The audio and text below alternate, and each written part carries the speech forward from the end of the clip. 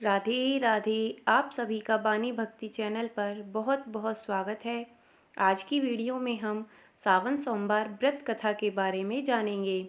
पौराणिक कथा के अनुसार एक बार किसी शहर में एक साहूकार था जिसके घर में किसी भी चीज़ की कोई कमी नहीं थी। केवल वह और उसकी पत्नी इस बात से दुखी थे कि उनकी कोई संतान नहीं थी। संतान प्राप्ति की इच्छा से वह हर सोमवार को भगवान शिव और माता पार्वती की पूजा किया करते थे। साहूकार की पूजा से खुश होकर माता पार्वती ने भगवान भोलेनाथ से उसे पुत्र प्राप्ति का वरदान देने का आग्रह किया, परंतु भोलेनाथ ने कहा कि इसकी भाग्य में संतान सुख नहीं है। लेकिन माता पार्वती के बार बार आग्रह करने पर भगवान शिव वरदान देने को तैयार हो गए, परंतु उन्होंने कहा कि इनके जो भी संतान होगी वह अल्प आयु होगी। भोलेनाथ के वरदान से साहूकार के घर में एक पुत्र ने जन्म लिया। साहूकार को पता था कि उसका पुत्र अधिक समय तक जीवित नहीं रहेगा।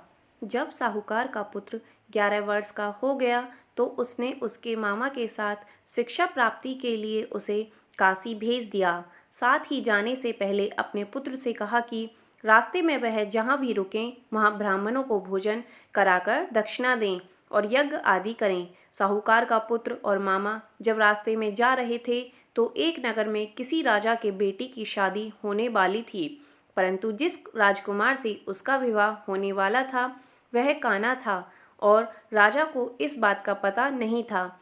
जब राजकुमार के पिता ने इस बात का फायदा उठाते हुए अपने काने बेटे की जगह साहूकार के बेटे को दूल्हा बनाकर बैठा दिया और उसी से राजकुमारी का विवाह हो गया, परंतु काशी से निकलने का समय आया था। साहूकार के पुत्र ने राजकुमारी के दुपट्टे पर सच्चाई लिख दी कि तुम्हारा विवाह मुझसे हुआ है, लेकिन जिस राजकुमार के साथ तुम ससुराल जाओगी वह काना है।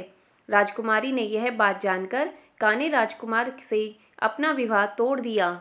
इसके बाद जब साहूकार के बेटा और मामा काशी पहुंच गए तो वह 16 वर्ष का हो चुका था।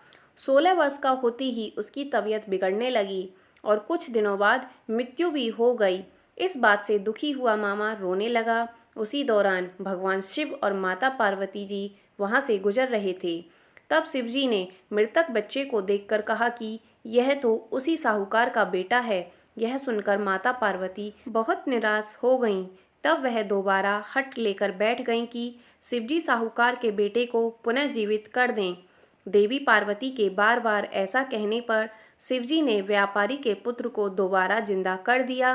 अपनी शिक्षा पूर्ण करने के बाद जब वह मामा के साथ दोबारा अपने शहर जा रहा था तो रास्ते में उसी जगह रुका जहां पर उसका विवाह राजकुमारी से कर दिया गया था। तब राजा ने साहूकार के पुत्र को पहचान कर और खूब सारा धन देकर अपनी राजकुमारी के साथ उसे विदा कर दिया। जब साहूकार को यह बात पता चली तो वह खुशी से फूला नहीं समाया। उसी रात साहूकार के सपने में भगवान शिव आकर बोले कि मैंने तुम्हारे सोमवार व्रत करने और व्रत कथा को सुनने से प्रसन्न होकर यह फल दिया है, तुम्हारे बेटे को दीर्घ आयु प्रदान की है। इस प्रकार मान्यता है कि सावन सोमवार के दिन इस व्रत कथा को सुनने तथा पढ़ने से हर इच्छा पूरी होती है। बोलिए हर हर महादेव, ओम नमः शिवाय। वीडियो देखने के लिए धन्यवाद। राधे राधे।